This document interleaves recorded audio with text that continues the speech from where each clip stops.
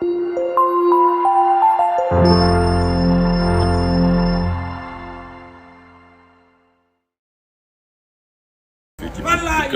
Thione pour sortir album bi aujourd'hui le 19 Inch'Allah on reviendra sur le Snap pour des grands événements. La ilaha illallah. Le golden boy de la musique sénégalaise.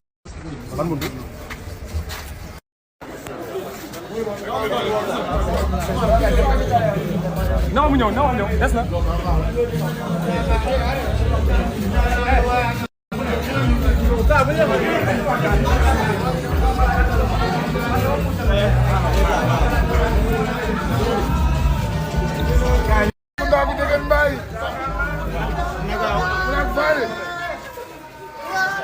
oh waaw dama ne nii la war a demee waaw barke Serigne Saliou maa ngi sant Baba.